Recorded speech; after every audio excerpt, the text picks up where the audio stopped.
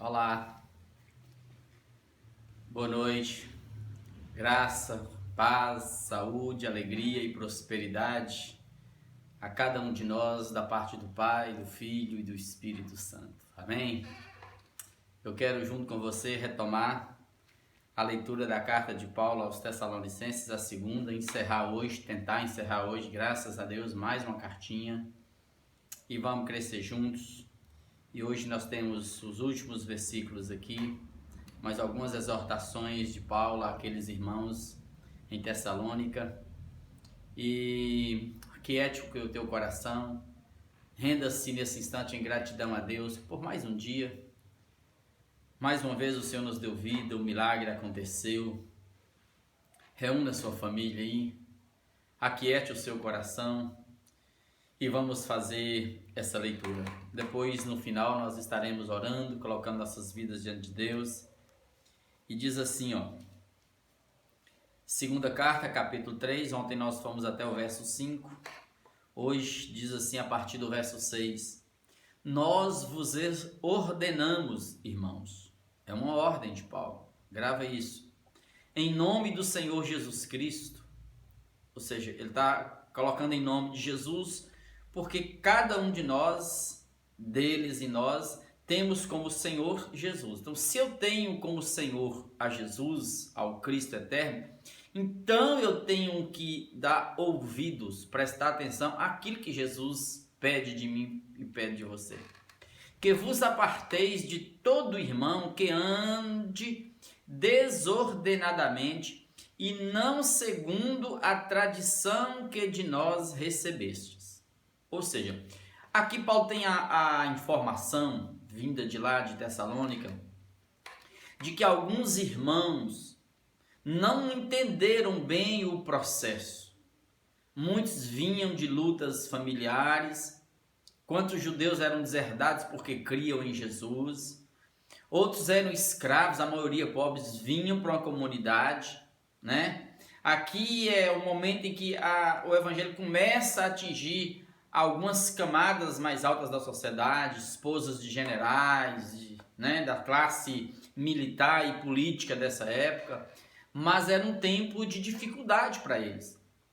E Paulo ficou sabendo que tinha irmãos ali que estavam desempregados, que estavam sem renda, como viúvas e tantos outros, mas aqui especificamente aos homens que estavam vivendo desordenadamente. Desordenadamente assim, é gente que começou a usar a situação para ficar às custas da igreja. Viver às custas dos irmãos. Ou seja, gente que poderia estar trabalhando, produzindo, para ajudar também não. Estavam deixando de trabalhar, vivendo desordenadamente. Não estavam vivendo conforme a tradição, conforme o que eles aprenderam de Jesus e que estava se repetindo na vida dos apóstolos. É o que Paulo vai tratar aqui agora. E eu também quero tratar com vocês, porque isso é uma situação séria para o nosso tempo presente. Aí, verso 7. Pois vós mesmos estáis cientes do modo porque vos convém imitar-nos. Imitar-nos porque os apóstolos estavam ali como representantes de Jesus. Pequenos cristos. Eles estavam vendo, aprendendo de Jesus através dos apóstolos. Visto que nunca nos portamos desordenadamente entre vós, nem jamais comemos pão à custa de outro. Pelo contrário, em labor, trabalho exaustivo, tá vendo? E fadiga, cansaço, de noite e de dia trabalhamos, a fim de não sermos pesado a nenhum de vós. Ou seja, o exemplo que vocês viram em nós é de gente que trabalhava para Jesus, servia ao evangelho, mas abdicou de comer às custas de vocês. Paulo, junto com os irmãos dele, com os companheiros dele, trabalhavam dia e noite para não depender da comunidade, financeiramente da comunidade. Não porque não tivéssemos esse direito, já falamos sobre isso, era um direito que ele tinha, mas ele abriu mão. Mas por termos em vista oferecer-vos exemplo em nós mesmos, para nos imitardes. E é isso que eu tenho chamado a cada um que hoje se dispõe a fazer o evangelho. Se você acha uma comunidade que cuide de você, amém. Se não, procure ser o mais independente possível. Procure estudar, trabalhar, ter uma profissão, para você conseguir ter liberdade para pregar o evangelho e não viver às custas de ninguém. É um incentivo que eu estou dando aqui. Porque quando ainda estava convosco, aí pessoalmente, vos ordenamos isso. Paulo deu uma ordem para eles. Aquele que não quer trabalhar, também não coma. Ou seja, o irmão que não quer trabalhar, também não coma. É simples assim. Paulo não está dificultando nada. Eu só quero mostrar isso para vocês, ó. Pois de fato, Paulo fala, ó, verso 11, estamos informados, estamos cientes aqui, de que entre vós há pessoas que andam desordenadamente, não trabalhando, antes se intrometem na vida alheia. Ou seja, se não tem o que fazer, vai intrometer na vida alheia. O tempo vai ficar ocioso, o corpo vai ficar ocioso, a mente vai ficar ociosa e você tem aí um tanto de material para oferecer para o inimigo, para o diabo, para o mundo. Vai te escravizar aí. E aqui é que entra como uma parte importante do que eu quero tratar. Era praxe dessa igreja ela ser comunitária. Dividir, repartir o pão de casa em casa, socorrer um ao outro, ser uma igreja hospitaleira que acolhia os que vinham de fora, os que vinham em perseguição. Eles eram amorosos ao ponto de você chegar lá no livro de Atos e ver irmãos vendendo suas propriedades, depositando o dinheiro aos pés dos apóstolos para que houvessem assistência aos carentes, aos que estavam com fome, com necessidade. Isso é evangelho, amados. Isso é evangelho. É uma igreja que se preocupa com os seus, que cuida dos seus. E isso é desde o Velho Testamento que eles vêm seguindo essa praxe. Porque desde o Velho Testamento que tem leis específicas para cuidar daqueles que são desassistidos. E a Bíblia chama de órfãos, viúvas, né? Os pobres, os necessitados, os estrangeiros. Só que aqui tinha irmãos usando da astúcia maligna e perversa. Para que eu vou trabalhar se eu tenho igreja que me dá a cesta básica, que cuida de mim? E aí eles começaram a viver desordenadamente. E aí ele começa a ser alvo fácil do inimigo, do sistema. Ou seja, ele começa a dar vazão àquilo que o evangelho nunca pediu para dar. Aí começa a brotar de dentro dessa pessoa o preguiçoso, o mendigo, o entre aspas necessitado sem ser necessitado. Quem faz isso é perverso e é maligno. Porque, de fato, até os nossos dias, tem pessoas que não querem enfrentar a vida adulta. Trabalhar, estudar, produzir, fazer aquilo que tem que ser feito. Não querem sair debaixo da facilidade, da comodidade, daquela zona de conforto, que é a casa dos pais, ou que é o seio da igreja. Eu estou recebendo tudo, para que eu vou me sacrificar? E quantos que vão hoje, né? Usa a sua doença, usa a sua dificuldade momentânea, o seu desemprego, vão para a porta do supermercado, para a porta de rua, pedir, porque não tem coragem de trabalhar. Ou seja, pessoas desse tipo, eles estão aproveitando as circunstâncias negativas para revelar o mendigo, o pobre, o necessitado, o ladrão que está escondido no coração deles, o preguiçoso que está escondido lá dentro. É isso que Paulo está tratando. Então, o irmão que não quer trabalhar, por favor, não dê comida para ele. É simples, não precisa discutir muito. Ajudar, socorrer, é para aquele que de fato tem necessidade. Não precisa criar ideologias aqui. Não precisa. Basta olhar uma coisa. A gente tem que aprender a separar o joio do trigo, nesse caso, não em termos de alma, mas em termos de quem está usando, aproveitando a boa vontade de uns para manter-se na preguiça, no comodismo. Virar um sanguessuga. É isso que Paulo está condenando aqui, final do verso 11. Olha, verso 12. A a essas pessoas que estão vivendo desordenadamente, preguiçosamente, ociosamente, intrometendo na vida alheia, comendo as custas do outro da igreja, determinamos e exortamos no Senhor Jesus Cristo, em Cristo, não é de Paulo não, em Cristo, que trabalhando tranquilamente, coma o seu próprio pão. Então, você que está aproveitando as circunstâncias, não faça isso não. Não atrai juízo e desgraça para a sua vida não. É como um momento como esse de pandemia, em que você vê listas de pessoas que têm condições, que não precisam e tentam receber uma ajuda de emergência que poderia estar nas mãos de outro. Isso é perverso, isso é maligno. Isso é perverso e é maligno. E revela falta de caráter. E isso não convém em Cristo Jesus. Deus não quer que essas coisas sejam assim. Nós temos casos de irmãos nossos nos trabalhos que a gente tem, a gente distribui cestas, e já cheguei em situações em que uma pessoa pega uma cesta e fala assim, eu posso passar para outro? A gente fala, por quê? Porque tem alguém ali precisando mais que eu. E às vezes uma cesta é dividida para dois. Mas são pessoas simples, mas que carregam dignidade e caráter no coração, e é isso que Deus observa. O justo se alegre na sua injustiça. O pobre se alegre na sua dignidade, na sua honradez.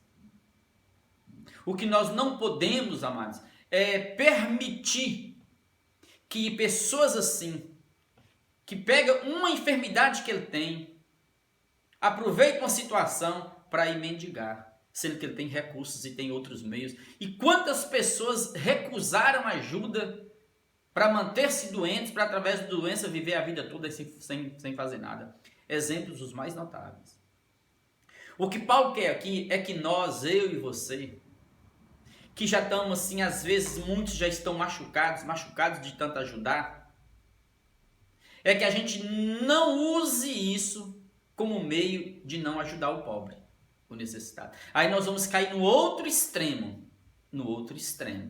E aí que nasce também ideologias negativas e perversas. Olha o verso 13, Paulo diz assim, ó, e vós, irmãos, não vos canseis de fazer o bem, semeie. Não é em função desses que estão aproveitando, entre aspas, da gente, da nossa boa vontade, do amor do nosso coração, para viver as nossas custas, não. Esses irmãos vão trabalhar assim. Não quer comer? Não quer trabalhar? Também não coma, não ajude, não dê. Força-os a ir para a vida.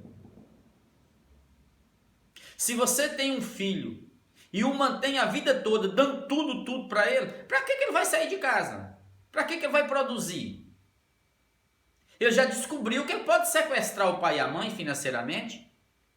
E ele nunca entra na vida adulta e nunca vai ser um ser produtivo e autônomo. Então é hora de nós também agora não usarmos aquele ditado maligno e perverso que tem no mundo. Quem faz o bem sem olhar a quem, só dor de cabeça tem. Isso é maligno e perverso. Porque de fato tem gente que precisa ser ajudado. Precisa ser amado e cuidado. E nós não temos que usar esse discurso ideológico de muitos por aí, não. Nós temos que ajudar a pescar, não é dar o peixe, não. Sim, nós temos que ajudar, ensinar a pessoa a pescar, não pode dar o peixe. Mas eu quero chamar a atenção de você para uma coisa. Na maioria das situações, você não consegue ensinar a pescar primeiro. A pessoa morre de fome no processo. Você ensina a pescar caminhando com a pessoa. Porque tem situações que é urgente. A pessoa precisa comer agora. Não dá para esperar até amanhã. É hoje que ela tem fome, que ela tem sede. Entenderam onde que eu quero chegar? E por que eu estou dizendo isso?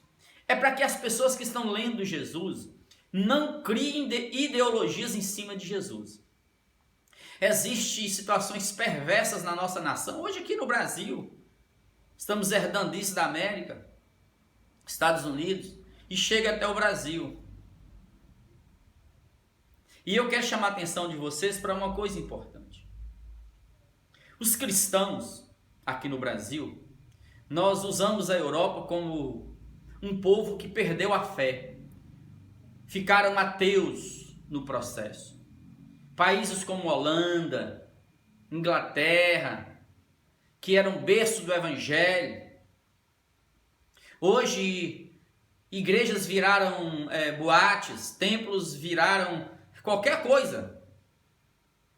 Então aquela Europa lá em cima, nórdica, que nós elogiamos daqui, grande parte daquele povo hoje não tem mais essa paixão por Jesus, pelo evangelho, por Deus. São ateus.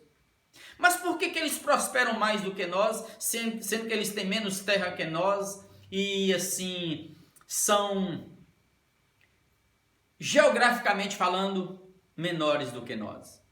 É porque, mesmo eles sendo ateus, eles carregam princípios de justiça. Diferentemente do Brasil, onde se diz que quase todo mundo é cristão, mas é um país de extrema injustiça, de abismos econômicos enormes entre um e outro. E toda nação que oprime o pobre, o órfão, a viúva, é uma nação assim miserável. Passa por dificuldades. Porque são muitos clamores que sobem ao trono de Deus. Porque Deus está vendo aquele que de fato é pobre, órfão, viúva que precisa de apoio. Eu tenho filhos que estudaram, formaram. ProUni. Eu teria condições de sustentá-los sozinhos? Não. Tem que ter um Estado que cuide, que dê acesso a todos, que diminua as desigualdades. Se você ler comigo aqui, eu quero ler um texto com você aqui, Velho Testamento, você vai entender que todos os profetas que foram chamados, Oséias, Amós, Isaías, todos eles vieram condenando o fato de Israel cair em estado de desgraça e serem levados cativos, tanto para o primeiro cativeiro da Síria com as 10 tribos, tanto depois, mais na frente um pouquinho, com o cativeiro babilônico, as 2 tribos de baixo Judá. O que campeava, o que determinou tudo isso, era justamente a perversão social. Quem escutar, quem começa a ler os profetas, se tiver um cara de direita com a mente muito fechada, extremada, ele fala assim, esse povo é comunista. Não, amados. Isso é uma questão de justiça. Tem um texto de Isaías aqui, capítulo 3, quer ver? Verso 14, o Senhor diz assim, o Senhor entra em juízo contra os anciãos do seu povo, que tinha lei, sabia de tudo, e contra os seus príncipes. Vós sois os que consumiste esta vinha, Israel, que a destruístes. Vocês estão destruindo tudo, não sou eu, Deus. O que roubaste do pobre está em vossa casa. Que há convosco? Que esmagais o meu povo e moeis a face dos pobres, diz o Senhor dos Exércitos.